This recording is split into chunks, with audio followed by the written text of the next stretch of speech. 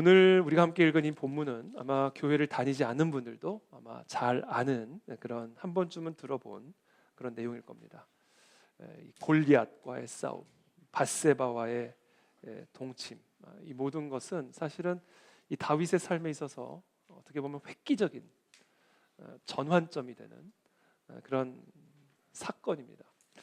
근데 우리는 이 본문을 읽을 때마다 이 놀라움을 금할 수가 없습니다. 아니 어떻게 다윗이, 우리가 지금까지 수개월 동안 공부해온 이 다윗, 전혀 상상할 수 없는 모습입니다.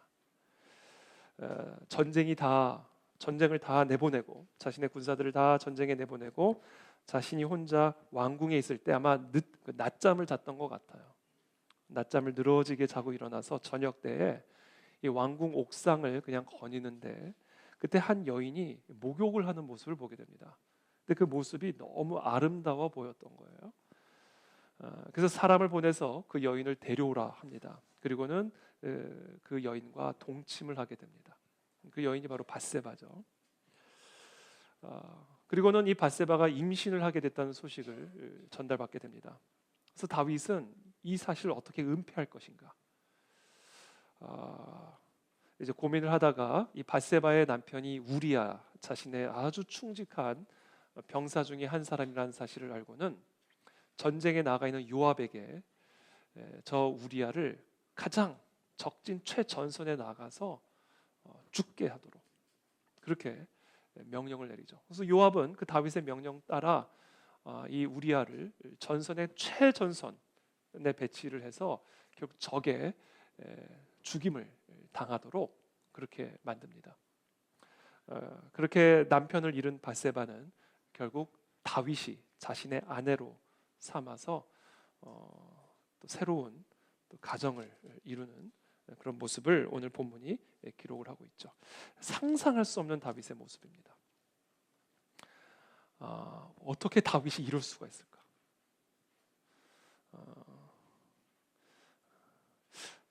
오늘은 누구나 이렇게 될 수 있음을 우리들이 알아야 된다라는 사실, 그렇기 때문에 우리는 항상 경계하고 주의해야 된다라는 사실을 오늘 이 본문을 통해서 우리가 공부해야 되고 배워야만 합니다.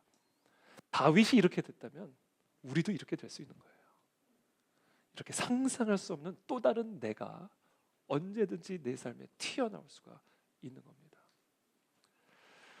1980년대 중반에 미국에서 가장 영향력 있는 설교자 중 한 사람이었던 골든 맥도널드 목사는 이 그레이스 채플 교회의 담임 목사이자 또 미국 기독학생회 IVF의 대표로서 정말 많은 자들에게 영적인 리더로 존경받는 그런 인물이었습니다. 그러나 1984년 말부터 1985년 초까지 그는 한 여성과 부적절한 관계를 맺게 됩니다.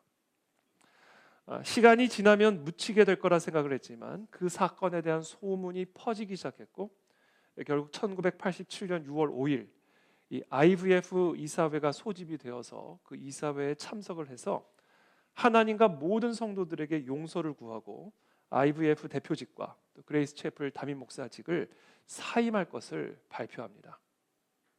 모든 사람들이 충격을 받았습니다. 거짓말이라고 생각했습니다. 그러나 골든 맥도널드 목사님은 자신의 입으로 이 모든 것들을 자백했고 회개했습니다. 그래서 이 충격은 얼마나 오랜 시간 동안 이 미국 교회를 들썩이게 만들었는지 모릅니다. 이 사임 이후에 이 맥도널드 목사는 그레이스 채플 교회 지도자들과 상담을 시작하면서 자신의 죄를 깊이 반성하고 또 신앙 생활의 회복을 위해 노력했습니다.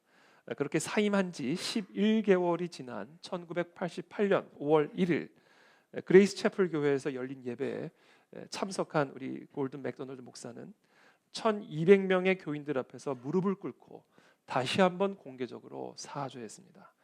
그리고 그 자리에서 성도들은 그를 그레이스 채플 교회의 명예 목사로 임명을 했고 이 맥도널드 목사는 성도들의 기도와 또 축복 속에서 그동안 중단되었던 공적인 사역을 11개월 만에 다시 시작할 수가 있게 되었습니다. 이후 맥도널드 목사는 전 세계를 다니며 자신의 도덕적인 실패를 통해 깨닫게 된 영적인 통찰과 교훈들을 나누었고, 지금까지 이 교회 지도자들은 물론 수많은 성도들의 영적인 멘토로서 아주 귀한 활동들을 이어가고 계십니다. 이 골든 맥도널드 목사는 자신의 이 도덕적인 실패를 싱크홀 신드롬에 비유했습니다. 여러분 싱크홀 아시죠? 갑자기 도로가 구멍이 뻥 뚫리는 거죠. 함몰, 웅덩이가 갑자기 생기는 이 싱크홀. 이것은 이제 도로의 지반에 갑작스럽게 나타나는 현상입니다. 갑작스럽게 나타나는 거예요. 그래서 가던 자동차가 빠지기도 하고요. 길을 걸어던 사람들이 그냥 빠지는 겁니다.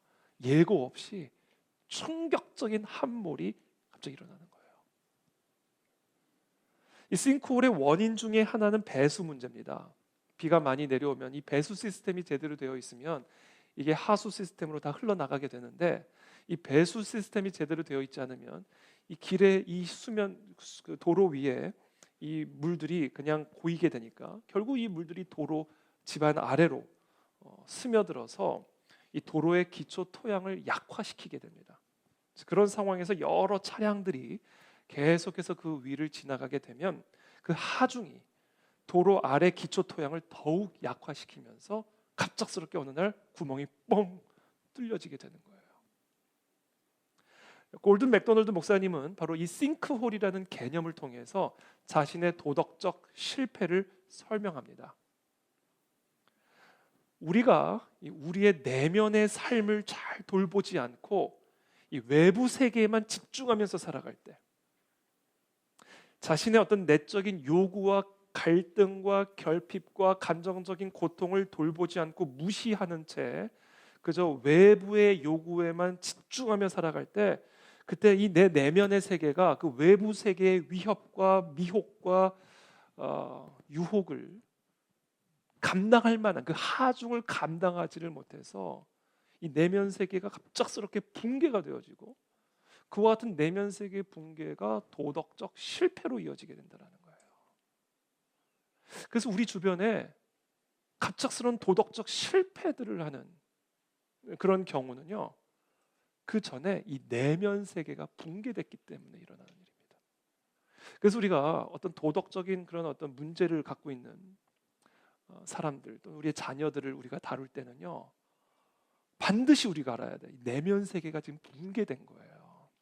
그래서 도덕적으로 살아갈 힘이 없는 겁니다. 내면 세계를 돌봐줘야 돼요. 가꿔줘야 돼요. 치료해줘야 됩니다.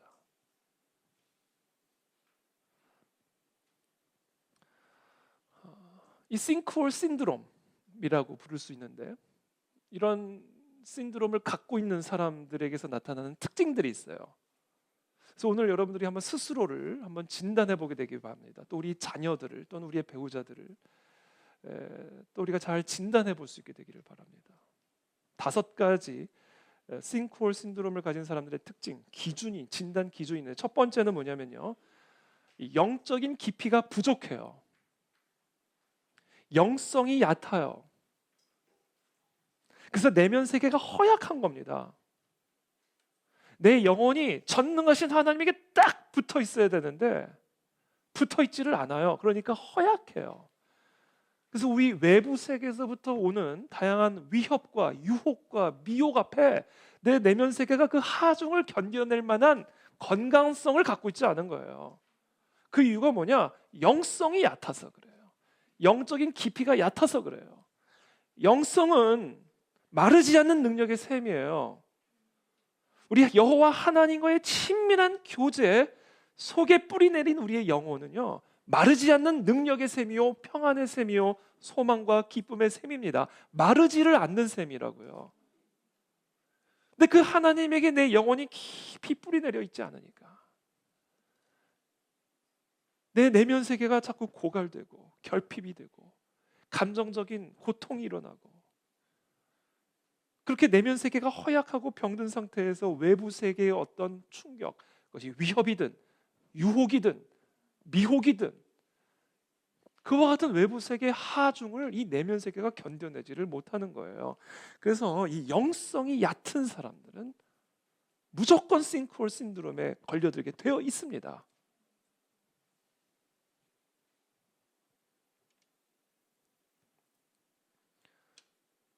두 번째 싱크홀 신드롬의 진단 기준이 있는데 그게 뭐냐면 내 내면의 삶이요, 내 내면의 세계가 이 외적인 어떤 요구에 완전히 점령을 당하고 지배당한 상태가 되어 있는 거예요. 자신에 대한 사람들의 기대, 내가 충족시켜야 할 책임, 어떤 목표, 목적지,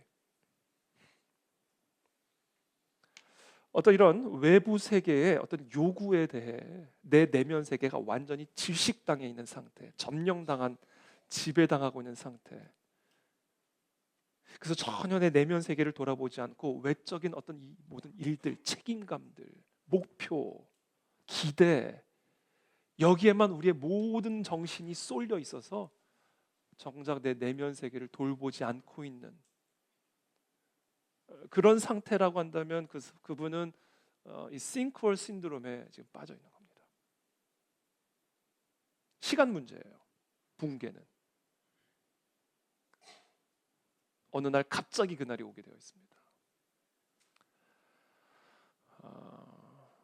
그렇게 우리가 외적인 어떤 책임과 요구와 기대에만 우리가 모든 정신을 쏟고 내 내면의 세계를 전혀 돌보지 않고 가게 되면요, 이 멘탈의 붕괴가 오고요, 어느 순간 결국에 도덕적 실패로 이어집니다.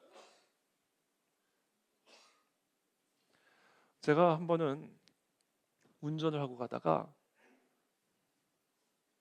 그냥 저는 자동차는 시동만 걸면 가는 거라고 생각했지 휘발유를 넣어야 된다는 생각을 별로 하질 않았어요. 자동차는 그냥 항상 움직이는 거지, 그렇잖아요. 제가 어느 날 아주 중요한 약속이 있어서 급하게 가야 되는데 전혀 그 휘발유 게이지를 제가 확인을 안 한 거예요. 그리고 그냥 타서 운전 시동 걸고 그냥 간 거예요. 근데 지금도 기억해. 한남대교 한복판이었어요. 한남대교 한복판에서 엑셀을 밟는데 차가 움직이질 않는 거예요. 그제서야 제가 휘발유 게이지를 본 거예요. 그때는 이미 늦었죠. 다리 중간에 차가 딱하니 쓴 겁니다. 그래가지고 바로 차에서 나와서 전화를 해가지고 결국은 좀 조용히 휘발유 좀 가지고 오면 좋을 텐데 큰 트럭이 와가지고 차를 그 위에 실어가지고 옮기더라고요. 그때 많은 사람들이 저를 아마 봤을 거예요. 저를 아는 사람들은 아이고 그랬을 겁니다. 제가 그때 그 경험을 통해 알았어요. 처음으로 배웠어요. 차는요, 휘발유가 떨어지면 섭니다. 여러분, 이거는 놀라운 진리예요. 여러분, 사람은요, 이 내면 세계가 망가지면요 무조건 씁니다. 인생이 돌아봐야 돼요. 목적지를 가는 것도 중요한데 목적지를 가려면 내면 세계를 돌보고 매기면서 가야 돼요. 그것에 대해서 그냥 내면 세계 게이지를 그냥 전혀 그냥 사람은 움직이는 거지 그냥 가면 가는 거지가 아니에요.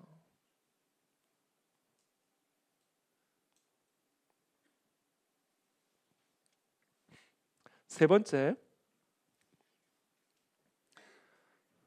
영적인 고립, 관계적인 고립, 그 고립 속에서 오는 감정적인 결핍. 관계적으로 고립이 되어 있으면요, 그분의 내면 세계는 무너질 가능성이 매우 큽니다. 반드시 무너질 겁니다. 관계적으로 고립되어 있는 사람들은요, 반드시 내면 세계가 붕괴돼요. 내면 속으로 파고들고 파고들고 파고드니까 외부 세계가 고립되어 있었어.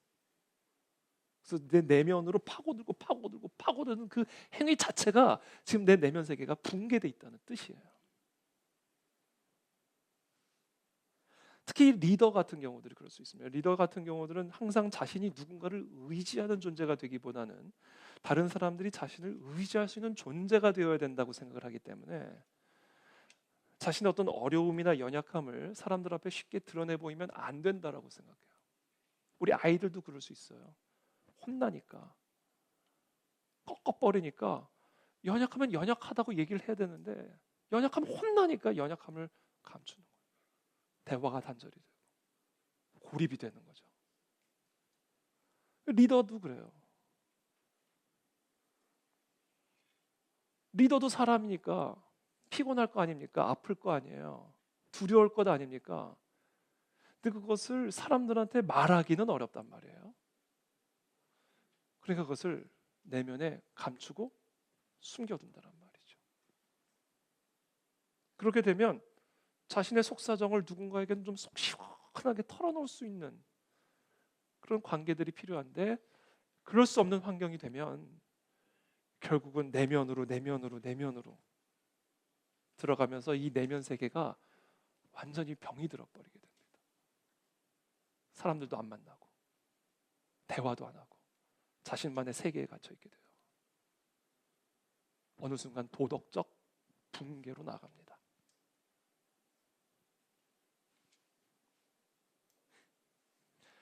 그래서 여러분, 이 교회 공동체가 너무 중요한 거예요. 하여튼 우리 교회 공동체는요, 사람들 안에 있는 감정적인 결핍, 고통, 내면의 이 모든 것들을 좀 속 시원하게 털어놓을 수 있는 그런 분위기가 만들어져야 됩니다. 저는 우리의 순이 그런 모임이 되기를 바랍니다. 가르치려 하지 말고, 그럴 때 정죄하지 말고 털어놓을 수 있게 만들어줘야 돼요. 그래서 그걸 위로해 줄 수 있고, 그래서 언제든지 또 털어놓을 수 있는 그런 공동체가 되어줘야 됩니다, 교회가. 그리고 또 가정 공동체가 너무 중요합니다. 이 남편이 아내에게 자신 안에 있는 속에 있는 이 내면 세계의 갈등과 결핍과 감정적인 고통을 이야기할 수 있는 아내가 되어줘야 돼요. 아이고 또 저런다. 아이고 그냥 아유 좀 못나니. 그러면 남편이 아내한테 말을 하죠. 남편이 세상에서 경험하는 그런 여러 압박과 위협과 그런 미혹들을 집안에 있는 사람들은 잘 모를 수 있거든요. 그걸 누구에게 터내겠어요? 그걸 쉽게 털어놓을 수 있는 부부간의 대화, 관계가 이루어져야 돼요.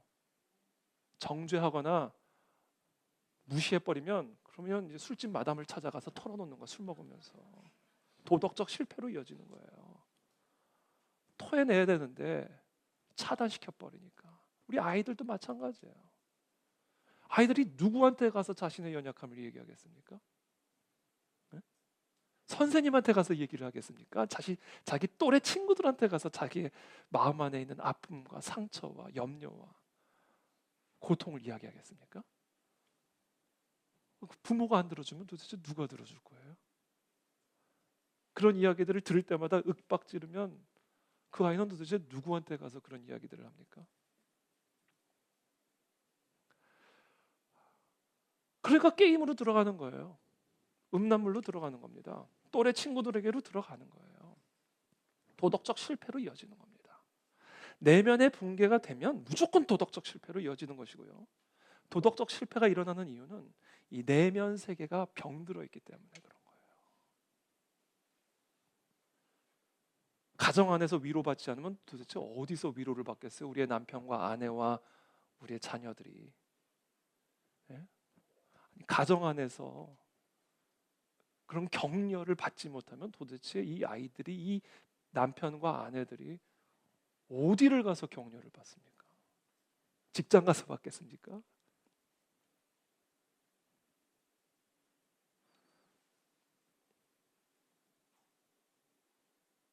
전 우리의 교회와 우리의 가정이 우리의 영혼이 치유되어지는 그런 편안한 장소가 되기를 축복합니다.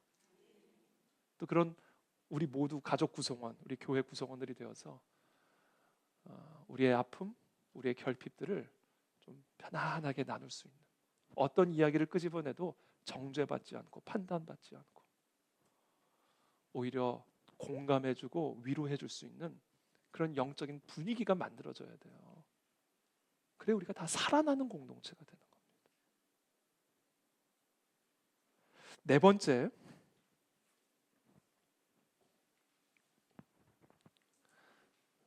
이 싱크홀 신드롬을 가진 사람들에게서 나타나는 현상이 있는데 회피를 합니다. 분명히 내 안에 지금 이런 내면의 고통이 있는데 없는 것처럼 생각해요. 외면하는 거예요. 지금 내 내면에 분명히 이런 고갈된 상태가 있고 갈급함이 있고 감정적인 고통이 있는데 인정하지 않는 거예요. 그리고 그것을 어떻게 극복하냐면 심리적으로 회피를 하는 겁니다. 그걸 이제 심리적인 방어 기제라고 불러요. 방어 기제. 디펜스 메커니즘이에요. 심리적으로 지금 내 내면의 갈등과 고통을 방어할 수 있는 메커니즘입니다. 여러 가지 심리적인 방어 기제들이 있는데 간략하게 8가지를 여러분들에게 말씀을 드릴 테니까 한번 여러분들이 스스로 점검해 보세요.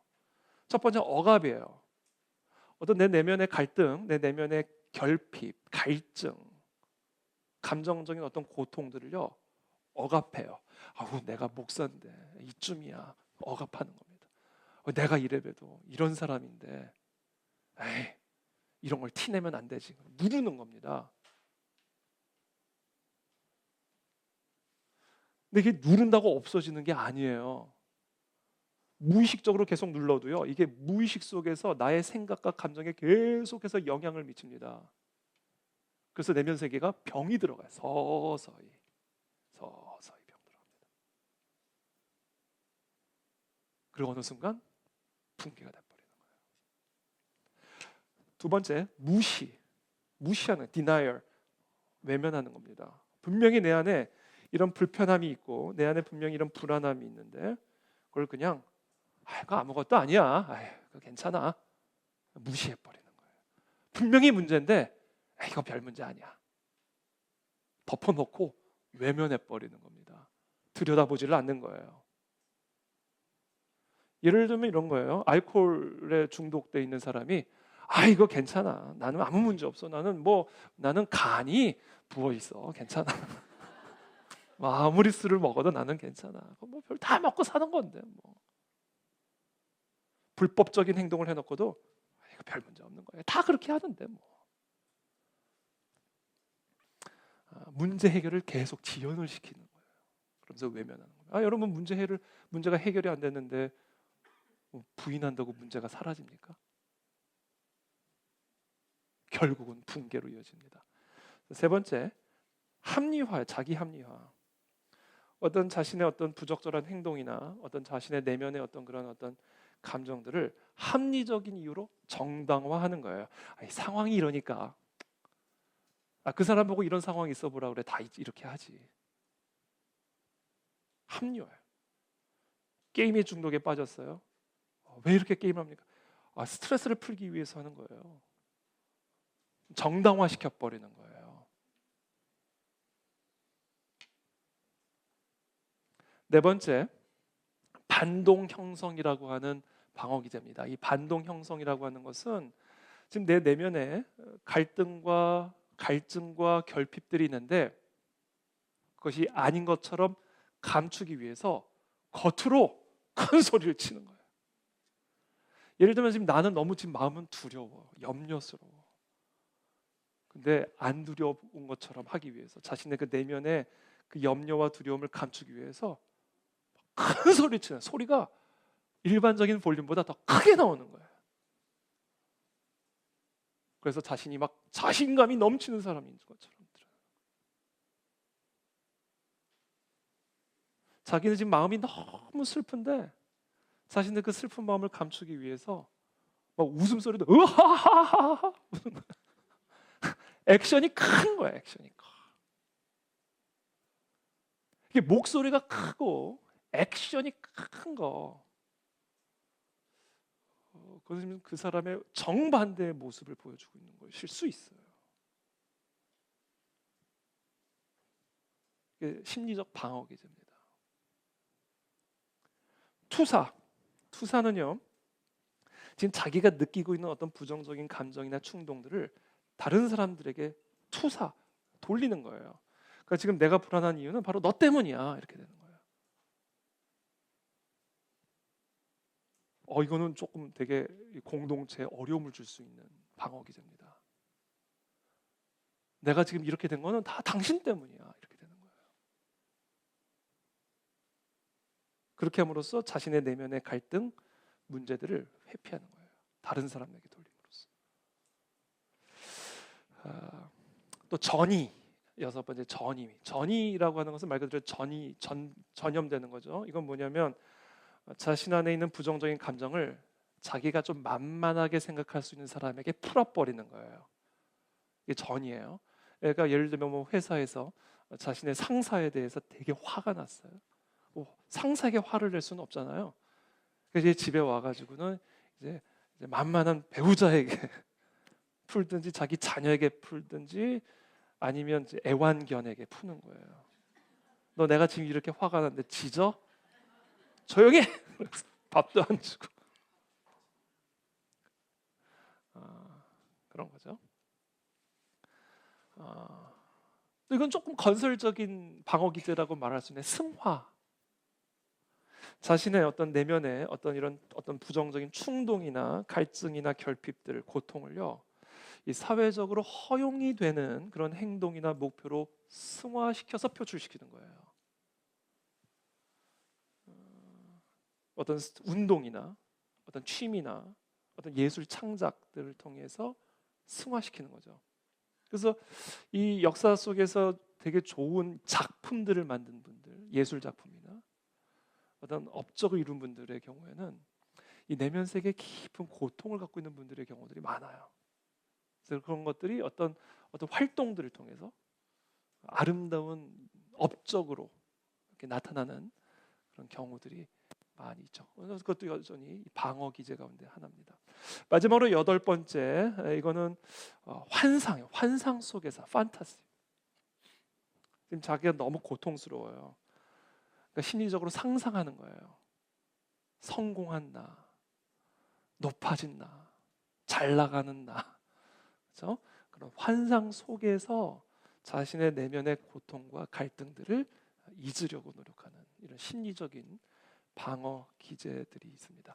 자, 누구나 이런 방어 기제들은 다 있어요. 이건 우리의 본능적인 부분입니다. 근데 이것이 좀 과해서 자신의 내면의 갈등과 결핍과 고통들을 해결하는 주된 방식이 돼버리면 그러면 이상 증상들을 이제 공동체 안에서 나타내게 됩니다. 이게. 그리고 그것이 어느 순간 네. 잠시만. 네. 끌 수 있는 시간을 드려야 돼요. 도덕적인 실패로 이어지게 되는 것이죠. 자, 이런 심리적인 방어 기제를 통해서 자신의 내면의 갈등을 회피하는 겁니다. 마지막으로 다섯 번째 진단 기준이 있습니다. 그것은 뭐냐면 심리적으로 피했잖아요. 심리적으로 피한다고 피해지는 게 아니잖아요. 여전히 내면의 갈등은 여전히 존재한다고요. 내가 그것을 다양한 방어 기제로 외면하고 도피할 뿐이에요. 자, 심리적인 그런 도피는요, 반드시 도피적인 행동으로 이어지게 되어 있습니다. 그 도피적인 행동을 통해서 내 내면에 일시적이라도 위안을 가져다 주기 위한 행동들을 하게 되어 있어요.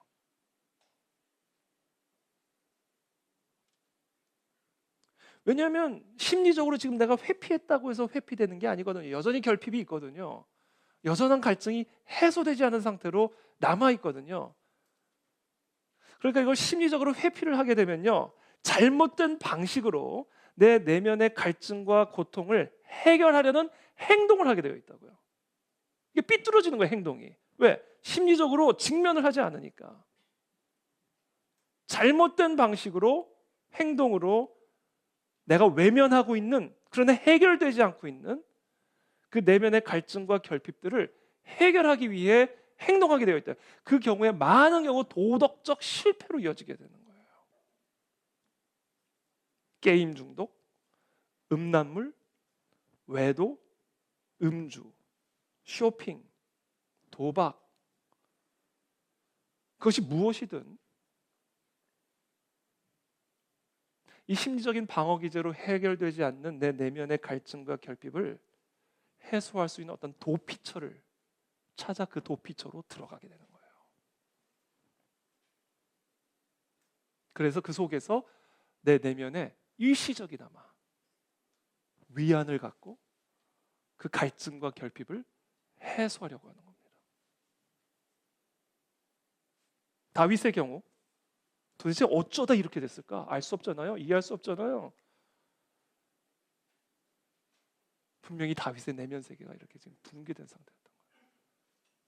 어린 시절에 정말로 놀라운 하나님의 은혜로 기름 부으심을 받고 그때부터 사울의 추격, 수많은 공격과 위협 속에서 끝까지 하나님만을 믿고 그 외부 세계의 압박과 위협과 다양한 미혹과 다양한 유혹 속에서 끝까지 그것을 견뎌내고 버텨오다가 이제 모든 것이 평정이 됐고 이제 이스라엘의 통일 이스라엘의 왕이 된 이 상태에서 그동안 돌보지 못했던 충분히 돌보지 못했던 이 외부 세계의 모든 것들을 대응하느라 충분하게 돌보지 못했던 이 내면 세계가 갑작스러운 평안함 속에서 붕괴가 되고 그것이 결국 이와 같은 간음의 형태로 표출이 된 거죠.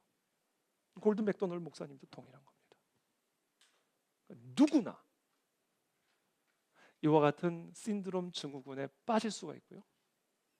그래서 우리의 이 내면 세계를 잘 돌보지 않으면 우리가 다 동일한 일들을 할 수가 있습니다. 그래서 사도 바울이 우리의 삶을 끝까지 살아가는 데 있어서 뭐에 비유를 했냐면 이 달리기 경주에 비유를 했습니다. 달리기 경주. 우리 고린도전서 9장 24절에서 25절 말씀 한번 다 같이 함께 읽겠습니다. 시작. 운동장에서 다름질하는 자들이 다 달릴지라도 오직 상을 받는 사람은 한 사람인 줄을 너희가 알지 못하느냐. 너희도 상을 받도록 이와 같이 다름질하라. 이기기를 다투는 자마다 모든 일에 절제하나니 그들은 썩을 승리자의 관을 얻고자 하되 우리는 썩지 아니할 것을 얻고자 하노라. 다름질이에요. 다름질. 그러니까 사도 바울은 우리의 삶을요 달리기 경주에 비유를 했습니다. 상을 받도록 이와 같이 다름질을 하라. 그러니까요, 여러분 26절, 27절도 함께 또 계속해서 읽어보겠습니다. 시작. 그러므로 나는 다름질하기를 향방 없는 것 같이 아니하고 싸우기를 허공을 치는 것 같이 아니하며 내가 내 몸을 쳐 복종하게 함은 내가 남에게 전파한 후에 자신이 도리어 버림을 당할까 두려워함이로다. 그러니까 우리가 달리기 경주를 하는 사람은요 뭐가 필요해요? 단순히 근육 훈련만 가지고는 안 됩니다. 특히 마라톤 같은 평생 70, 80, 100세 이것을 달리는 아무리 스타트가 아름다운 스타트여도요 우리가 근육만 가지고 평생을 달릴 수는 없어요. 이 마음의 근력, 지난주에 제가 말씀드린 그릿, 이 마음의 견고한 근력이 갖추어져 있지 않으면 이 인생이라고 하는 긴 마라톤과 같은 경주를 끝까지 아름답게 마칠 수가 없습니다. 그래서 시작은 좋은데 마무리가 참 안타까운 인생들이 너무 많은 거예요.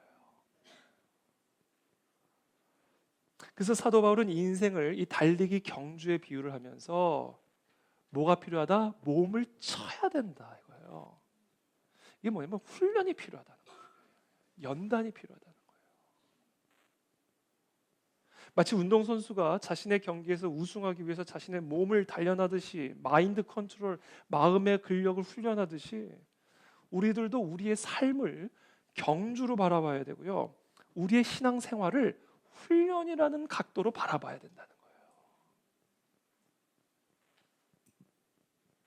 그래서 우리의 마음과 우리의 영적 내면의 세계의 근육을 강력하게 훈련시켜서 우리 인생이라는 이 달리기를 끝까지 아름답게 우리에게 맡겨진 사명과 책임들을 끝까지 아름답게 감당할 수 있도록 훈련해야 된다라는 겁니다. 그러니까 여러분, 우리가 우리의 신앙생활을요 훈련이라는 관점으로 접근하셔야 돼요. 제가 미국에서 있을 때 미국 교회를 다녔는데 너무 좋아요. 사람들도 다 나이스하고요. 설교도 얼마나 나이스하고 깔끔한지 몰라요. 환경도 너무 좋고. 어떤 교회는요, 골프 코스인 줄 알았어요. 골프 카트 타고 다녀야 돼요. 뭐 놀이동산인지 교회인지 복장도 다 편안하게 이렇게 입고 운동화 신고 설교하고, 뭐 그게 꼭 나쁘다는 건 아니에요. 그만큼 좋다고요. 그래서 꼭 교회를 가면요, 놀이동산 가는 듯한 느낌으로 와요. 좋은 말씀 듣고 좋은 찬양 듣고. 근데 그렇게 제가 신앙생활을 하는데요, 어느 순간 제가 가지고 있었던 신앙의 색깔과 영성들이 다 사라진 걸 보게 됐어요. 어느 순간 제가 딱 그 영적 수준에 제 자신이 딱 맞춰지더라고요. 그러니까 제가 교회는 한 번도 안 빠졌거든요. 근데 딱 교회만 갔다 오고 집에 와서 노는 거예요. 그리고 그냥 한 주를 또 시작하는 거예요.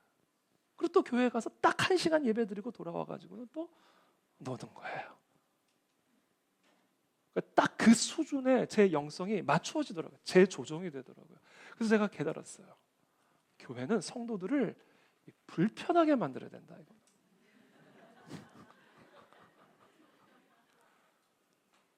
편안하게 만들면요, 딱 그 수준에 모든 게 안주가 돼버려요.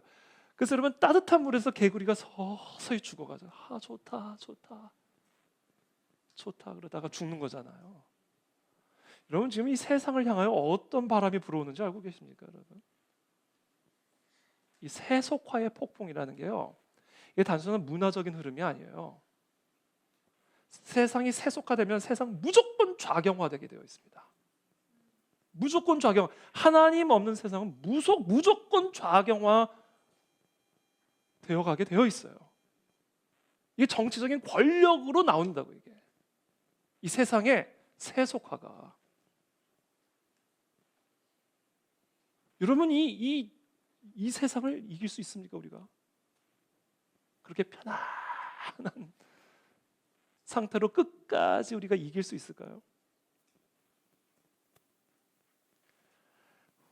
신앙생활을 우리는 훈련이라는 각도로 접근해야 돼요.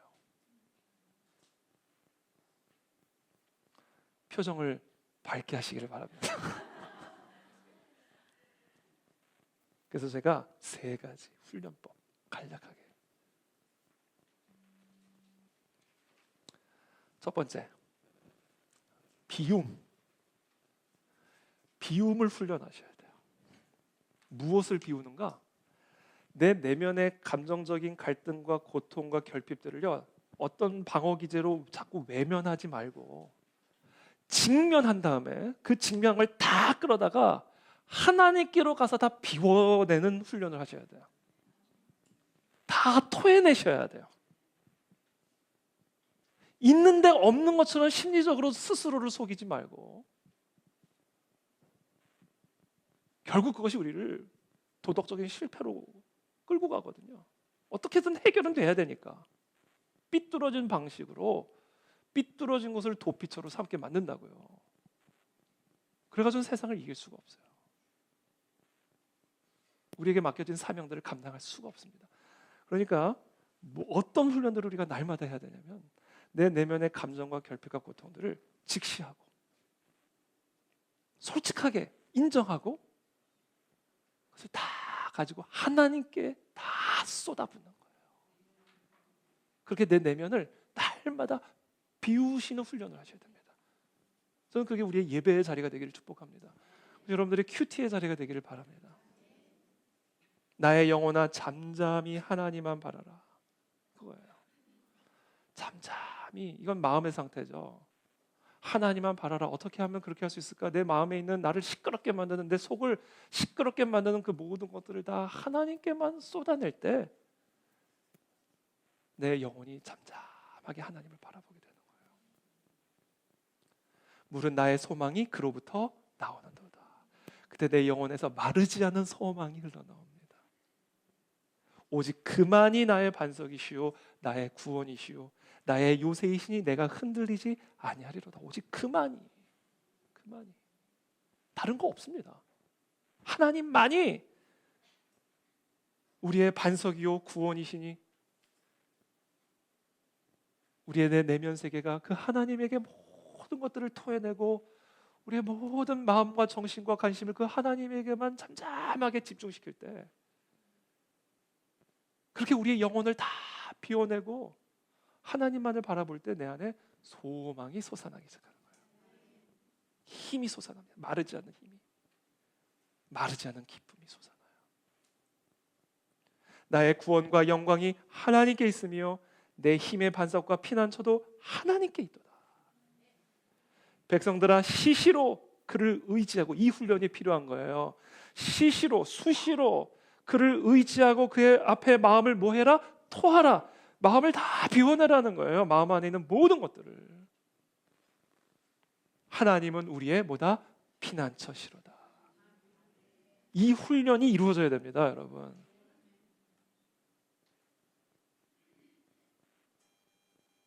다른 것을 여러분들의 도피처로 삼지 마십시오. 그것이 심리적인 것이든 어떤 도피적인 행동이든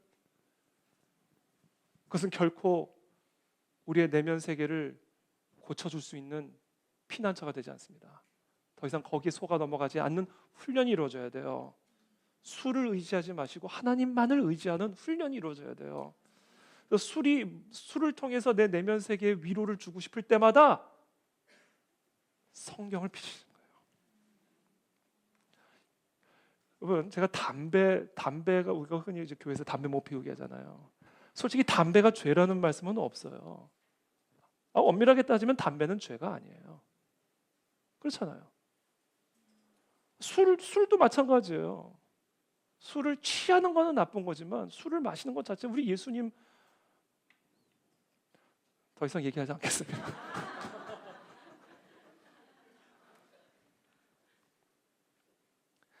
근데 그게 죄가 될 수 있는 이유가 있어요.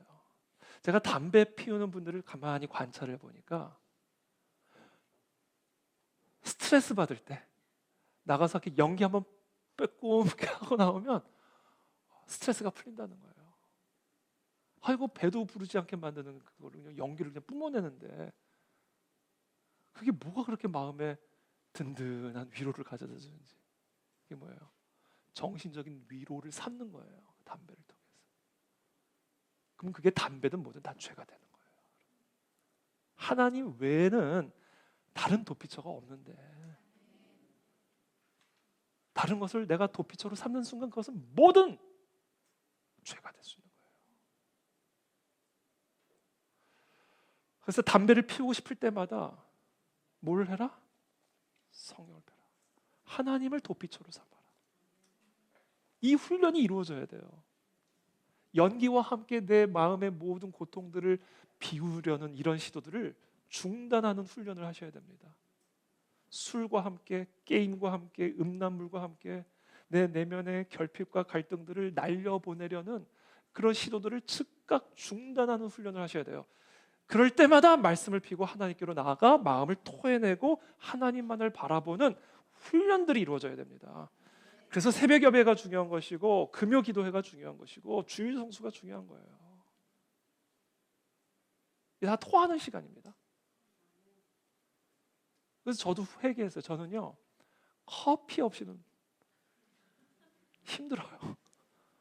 그래서 저는요, 매일 아침 일어나서 제일 먼저 하는 게 큐티여야 되는데 일단 커피부터 끓이고 큐티를 합니다. 커피를 먹어야 큐티도 되더라고요.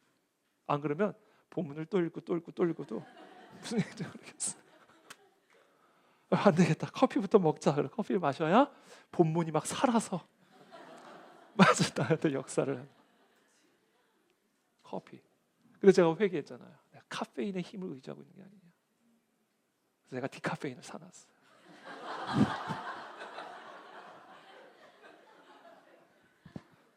하여튼 이런 노력들이 필요하다는 거죠. 그래서 금식이 그래서 필요한 거예요. 10월 에스더 금식 기도회. 두 번째, 채움. 비운 다음엔 채우셔야 돼요. 뭐로 채우는가?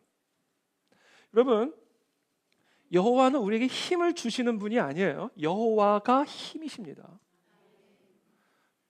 여호와에게 힘을 구하는 거는 이거는 그것도 나쁜 건 아니지만 온전한 거 아니에요. 여호와가 힘이니까 여호와를 구하셔야 되는 거예요. 여호와가 우리에게 소망을 주는 분이 아닙니다. 여호와가 소망이에요. 그래서 여호와를 우리가 품으면 소망을 품는 거예요. 여러분, 마음에 내적 고통이 있을 때요, 하나님께 이 내적인 고통을 해결해 달라고 기도하는 거는요, 그거는 아직 온전한 기도가 아니에요. 그때는 뭐냐? 여호와를 그냥 가만히 바라보면 돼요.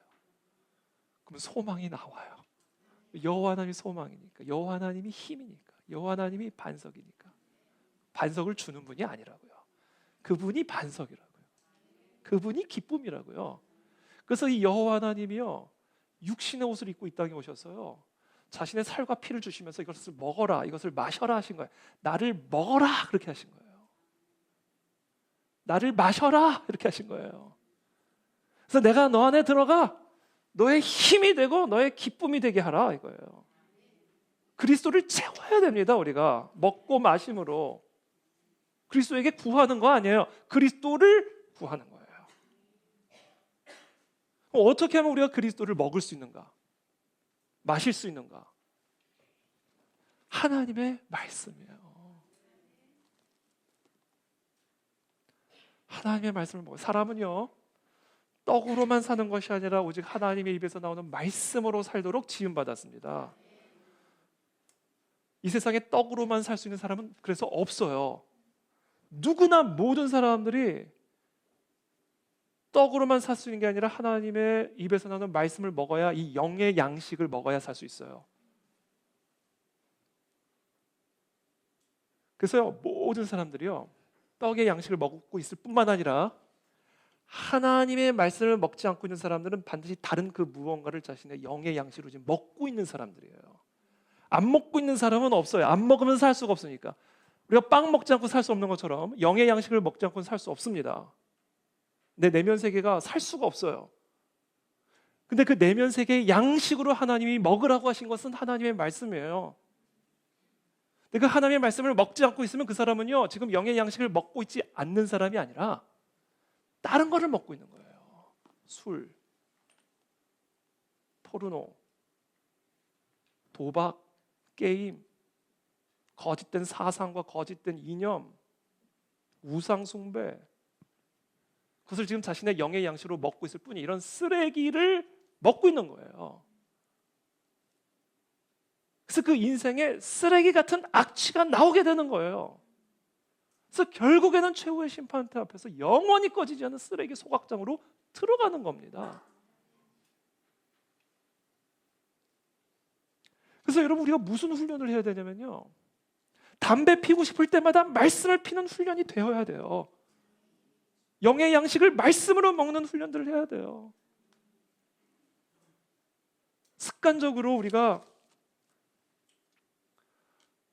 하는 그런 어떤 모든 그런 행동들을 통해서 지금 내 내면 세계를 위로하고 내 내면 세계의 평안을 유지하려고 하는 그 모든 일체의 노력들을요, 하나님의 말씀으로 돌리는 훈련들이 이루어져야 됩니다.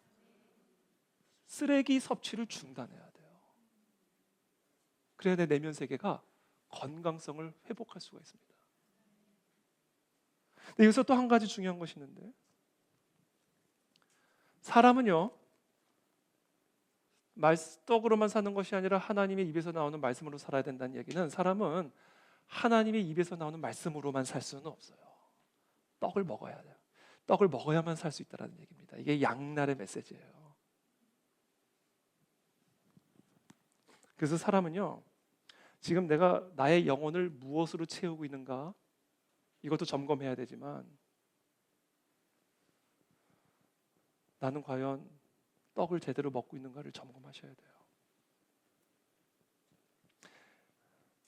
저는요, 아무것도 안 하고 맨날 말씀과 기도만 해가지고요, 성격이 괴팍해진 사람들을 많이 알고 있습니다. 참고로 저는 아니에요. 말씀과 기도를 먹으면 먹을수록요, 이 소망이 넘쳐나야 되거든요. 그렇잖아요. 영혼이 기름이 져야 된다고요. 근데 말씀과 기도를 그렇게 먹는데, 그것만 먹는데 오히려 내면 세계는 시기와 질투, 정죄와 분노, 그래서 분쟁과 다툼을 끊임없이 일삼는 사람들을 저는 많이 알고 있어요. 여러분, 영성은요, 밸런스예요. 균형입니다. 사람이 떡으로만 살 수는 없지만 하나님의 말씀으로만 살 수도 없어요. 균형이라, 영의 양식과 육의 양식을 균형 있게 섭취하셔야 이기는 자가 될 수가 있습니다. 그래서 이렇게 기도와 말씀만 하는 사람들은요, 좀 노셔야 돼요. 어두컴컴한 골방에서 좀 나와가지고 좀 산으로, 바다로, 들로 나가서 이 천지에 충만한 하나님의 그 아름다운 임재와 그 하나님의 시원한 바람에 자신의 마음과 영혼을 좀 이렇게 담그셔야 돼요. 그래서 정서가 살아나야 돼요. 안 그러면 기도하면 할수록 미간은 찌푸려지고 눈에서는 도끼가 나오고 혀는 막 독이 나오고 이렇게 돼요. 영성은 밸런스입니다. 영과 육의 균형 잡힌 식단을 통해 우리는 어떤 유혹과 미혹과 위협에서도 무너지지 않는 견고한 믿음의 삶을 유지할 수가 있습니다. 그러므로 잘 노시기를 바랍니다. 잘 노는 게 영성이에요. 잘 드셔야 됩니다. 우리의 내면의 여러 압박과 스트레스들을 잘 해소할 수 있는 건전한 방법들을 꼭 가지셔야 됩니다. 마지막으로 세 번째, 두려움. 비움, 채움, 두려움. 이 두려움이라는 것은 뭐냐면요, 항상 하나님을 의식하면서 행동하는 거예요. 이게 두려움이에요. 오늘 본문을 보면요, 11장 1절부터 27절까지요, 단 한 번도 여호와라는 단어가 안 나와요. 그러다가 마지막 구절에 27절에 우리가 다시 한번 마지막으로 단결하겠습니다. 27절 시작. 그 장례를 마침에 다윗이 사람을 보내 그를 왕궁으로 데려오니 그가 그의 아내가 되어 그에게 아들을 낳으니라. 다윗이 행한 그 일이 여호와 보시기에 악하였더라. 여기서 처음 나와요. 근데 뭐라고 나와요? 다윗이 행한 그 일이 여호와 보시기에 악하였더라. 그러니까 지금 이 사무엘하 11장 전체에서 단 한 번도 여호와라는 단어가 안 나왔는데, 이게 무엇을 우리에게 시사하는 것이냐면, 이 다윗이 지금 이 모든 일들을 행하는 과정에서 밧세바의 목욕하는 모습을 보고 데려와서 동침을 하고 우리아를 죽이도록 모든 술수들을 쓰는 이 모든 일련의 과정에서 하나님에 대한 의식이 전혀 존재하지 않았다는 거예요. 그와 같은 다윗의 상태를 27절에서 이런 식으로 보여주는 거예요. 다윗이 행한 그 일을 다 여호와께서 보고 계셨다. 그리고 여호와께서 보시기에 악했다. 이것은 다윗에 대한 하나님의 심판을 예고하는 말씀입니다. 두려움으로 가득 차 있어야 돼요. 우리의 내면 세계가. 하나님은요, 다 보고 계십니다. 우리는 아무도 모르게 하면 아무도 모를 거라 생각하는데요, 아무도 모르게 하는 게 절대로 아무도 모르는 게 하는 게 아니에요. 다 하나님이 보고 계시고 듣고 계시고 다 알고 계셔요. 그리고 단순히 보고 계실 뿐만 아니라 그것에 대한 윤리적 판단을 하십니다. 이게 선한 것인지 악한 것인지, 그리고 그것에 따라 상을 주실지 벌을 주실지를 결정하셔요. 이 하나님을 두려워하는 마음으로 우리의 내면 세계가 가득 차 있어야 우리의 내면 세계가 건강해집니다. 그래야 우리가 이기는 자가 될 수 있어요. 하나님을 항상 의식하면서 행동하십시오. 이 하나님에 대한 의식이 우리에게서 한순간도 떠나서는 안 됩니다. 다 보고 계시고 다 알고 계셔요. 우리의 마음의 깊은 생각까지도. 그리고 그것에 대해서 하나님은 지금 이 순간에도 선과 악을 판단하고 계십니다. 그것에 따라 보응하시는 분이세요. 그 하나님에 대한 두려움으로 우리의 마음이 채워질 때 우리의 내면 세계는 견고하게 변화될 것이고 우리는 끝까지 이기는 그런 하나님의 사람이 될 줄로 믿습니다. 기도하겠습니다.